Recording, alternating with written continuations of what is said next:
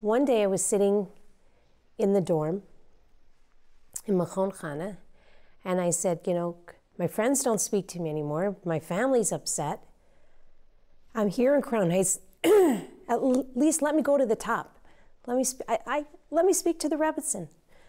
I got two friends from the dorm, and we wrote to the Rebbitzin, and we said that we know we're not worthy, but we would like to meet with you.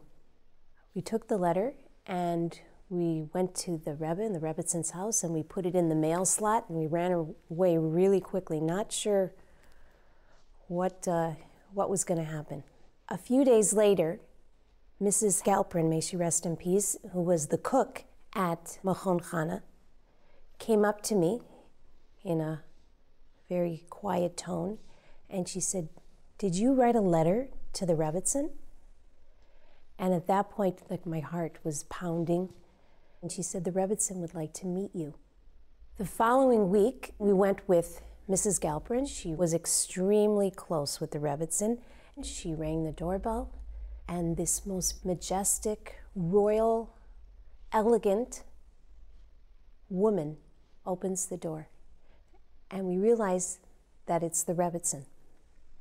She welcomes us in. She took our coats. She brought us into the dining room, and it was set like for royal visitors. It was beautiful china glasses and beautiful china, and there was little cookies on the table and fruit juice. And it was just, you could tell that she had put a lot of thought and a lot of effort into making us feel very welcome, and a lot of preparation had taken place.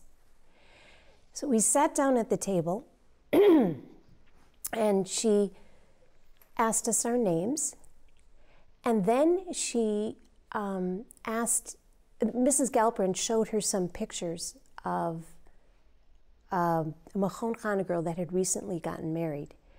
And you could tell on her face that it was if it was her own daughter. She was so happy, and she was looking at each picture, photograph so carefully. You could tell that she was just thrilled that this girl had gotten married. And you could tell she got a lot of nachas from looking at the photos. So then she asked each of us what we liked to do, what were our hobbies.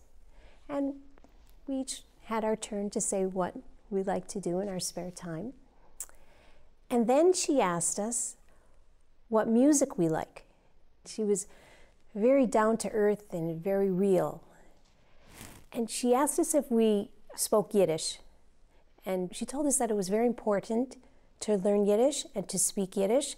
And when the visit was finished, she went to get a sitter, and we were able to say the after bracha, the bracha achrona from the sitter, and it was her father's sitter, the Frierdiker Rebbe's sitter. It was a very special visit, and I reflected on it quite a bit. When I was in Crown Heights, I felt very alone. And after the visit with the Rebbitzin, I felt very special. Here we were, 3 Balei Tshuva girls that came to Mechon. The Rebbe, the Rebbitzin have Chabad houses throughout the world.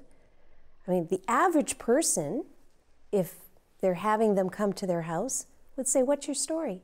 Tell us how you became religious. How did you end up at Mechon?" But instead, the Rebbitzin asked us what we like to do. She asked us what music we like. And she treated us with so much respect. And I reflected on it, and that was just brilliant. And she knew the right questions to ask us, and she treated us with such sensitivity. And that really is a lesson in how to deal with people, and I think about it a lot, and I use it in my shlichus on how to deal with people to this day.